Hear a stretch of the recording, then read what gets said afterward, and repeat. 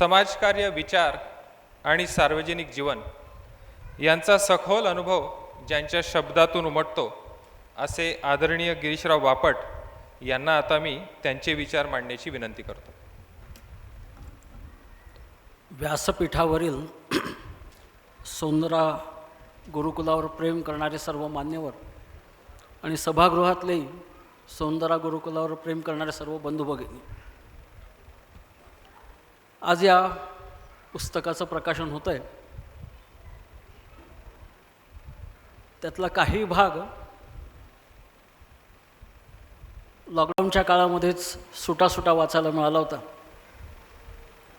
आणि आता हे पुस्तक आम्ही छापायला घेतो आहे. त्याच्यावरती तुम्ही काहीतरी अभिप्राय लिहा म्हणून अश्विननी पुन्हा सगळी संहिता माझ्याकडे वाचायला पाठवलेली होती.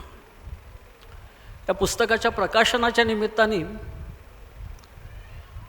आज जो परिसंवाद झाला त्याचं शीर्षक हृदय की शिक्षा असं होतं, पण बाहेर प्रदर्शनात पाहिलं तर ते वाक्य पूर्ण करायचं झालं तर हृदय की शिक्षा ही शिक्षा का हृदय है असं ते वाक्य आहे.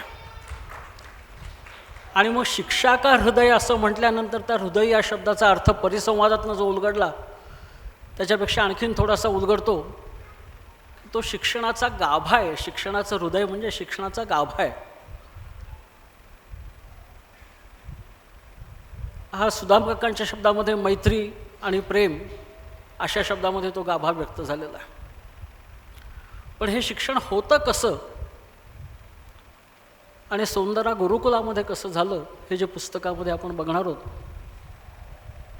तर मला सुदाम काकांबरोबर झालेला एक पत्रसंवाद आठवला.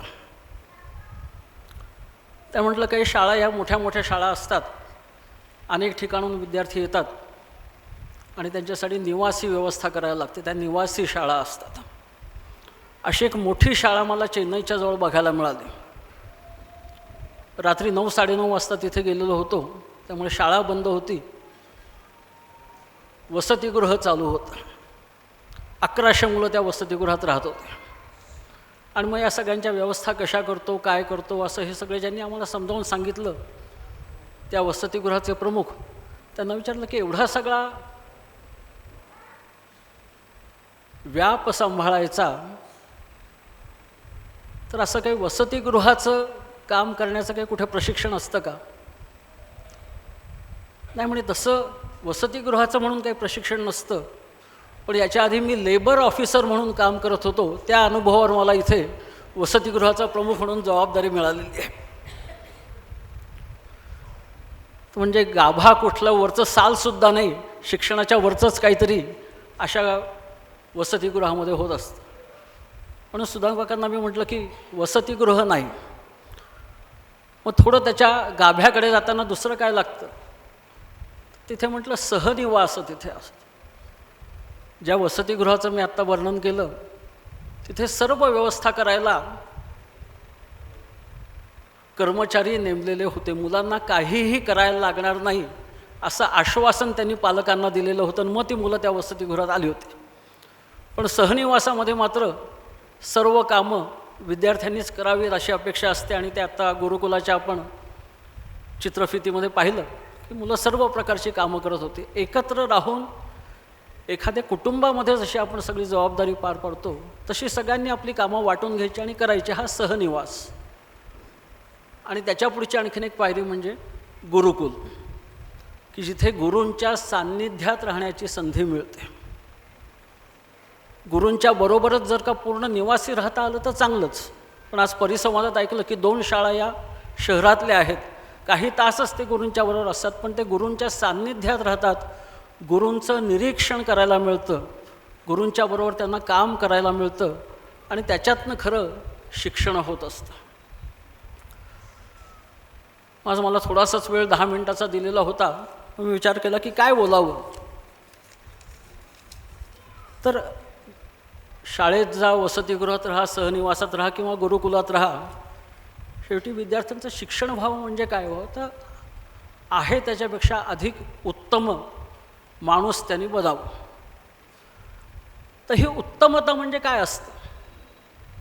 विद्यार्थ्यांना, पालकांना, शिक्षकांना मी विचारलं तुमच्या मनात उत्तमता म्हणजे काय काय येतं, आणि मग अशी मी यादीच तयार केली की उत्तमता म्हणजे काय.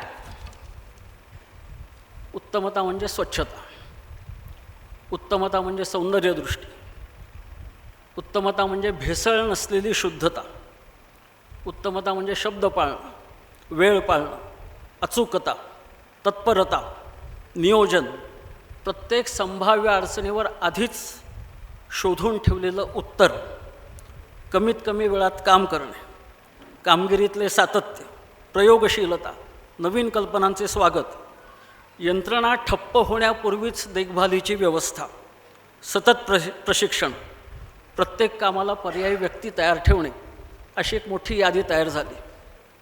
तज्ज्ञ मंडळी उत्तमता म्हणजे काय ह्याच्यात आणखीन भर घालू शकतील, पण शाळा, गुरुकुलं, सहनिवास, व्यवस्थितगृह यांची व्यवस्था करणाऱ्यांना ही सुद्धा यादी भरपूर दमवणारी आहे असं मला वाटतं. तर हे सगळं करायचं म्हणजे या सगळ्या कामाची सवय लागावी लागते, आणि अशी सवय लागली की तिची वृत्ती बनते. सवय आणि वृत्तीमध्ये फरक काय, तर सवयीमध्ये थोडासा ताठरपणा आहे की बाहेरचं काही कसंही असलं तरी आम्ही ठरलेल्या पद्धतीनेच काम करणार. आणि मग वृत्ती म्हणजे काय असतं, तर वृत्तीमध्ये परिणामावरती लक्ष असतं की काय साधायचं आहे आपल्याला, आणि ते साधण्यासाठी बाहेरचं काही बदलली परिस्थिती तर आपल्याला आपली कृती, वागणं बदलण्याइतकी लवचिकता ही त्याच्यामध्ये असायला लागते.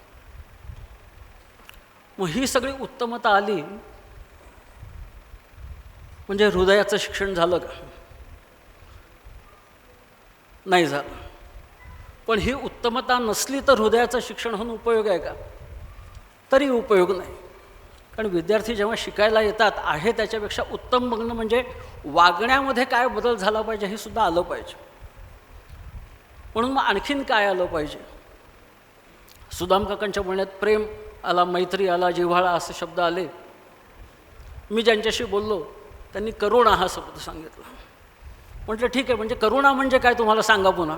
असंच पालक, शिक्षक विद्यार्थ्यांना विचारलं. वेगवेगळी उत्तरं आली. करुणा म्हणजे सामाजिक जाणीव, इतरांच्या अडचणींनी अस्वस्थ होणे, संवेदनशीलता, इतरांसाठी धडपड करणे, आपल्या वाटचे इतरांसाठी सोडणे, इतरांच्या दुःखाने स्वतः दुःखी होणे, इतरांच्या प्रश्नांनी स्वतः कासावीस होणे, भोवतालचे दारिद्र्य, अज्ञान, दुर्बलता, असहाय्यता पाहून कळवळा येणे, आपली जागा दुसऱ्या कोणाला तरी जाऊन स्वतः रांगेच्या शेवटी जाऊन उभं राहायची तयारी असणे, स्वतः उभे राहून इतरांना बसायला जागा देणे, रुग्णांची सेवा शुश्रूषा करणे, घरातल्या मोठ्या व्यक्तींची, वृद्धांची सेवा शुश्रूषा करणे, जे भीतीने बोलत नाहीत त्यांच्या मनातलं ओळखणे, हातातले काम सोडून मदतीला धावणे, अन्यायाला वाचा फोडणे, अन्यायाविरुद्ध उभे राहणे, इतरांच्या हितामध्ये सुखामध्येच स्वतःचं हित आणि सुख आहे असं मानणं. हे सुद्धा पुरेसं वर्णन आहे. आणखीन काही जण आणखीन ह्याच्यात भर घालतील वागण्याची, कृतीची. कारण हृदयाचा विकास झाला तरी तो शेवटी प्रकट वागण्यातनं व्हायला लागतो. आणि मग फरक काय की उत्तमतेची सवय लावता येते, करुणेची सवय लावता येत नाही. ती वृत्तीच बनायला लागते. उत्तमता करण्याला हेतूचा विचार करून पुरेसं असतं, करुणेमध्ये हेतूचा विचार करून पुरेसं नसतं, अनुभवच घ्यावा लागतो.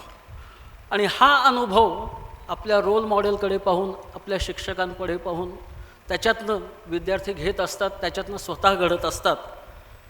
सुदाम काकांनी असं एक अतिशय उत्तम रोल मॉडेल स्वतःमध्ये बदल करत विद्यार्थ्यांच्या समोर ठेवलं, आणि त्यातनं घडलेले अनेक विद्यार्थी आज अनेक ठिकाणी आपापल्या क्षेत्रातही कामं करत आहेत. आणि काही विद्यार्थ्यांनी स्वतः असंच गुरुकुल आम्हीही चालू करतो आमच्या गावामध्ये असं म्हणून गुरुकुलही चालू केलं आहे. तिथे खरा हृदयाचा विकास झाला, हृदयाचं शिक्षण झालं असं मला वाटतं. अशा प्रयोगांना आपण सगळ्यांनीच नेहमी शुभेच्छा आणि सर्व प्रकारचं सहाय्य दिलं पाहिजे असं मला वाटतं. असं आपण जरूर विचार करावा आणि मदत करावी असं सुचवून थांबतो. सहनिवासाचे महत्त्व आणि उत्तमता म्हणजे काय याविषयी गिरीशरावांनी जे विचार आपल्यासमोर मांडले त्यावर आपण नक्कीच विचार करत राहूया आणि ते आचरणात आणण्याचा प्रयत्न करूया. धन्यवाद गिरीशराव.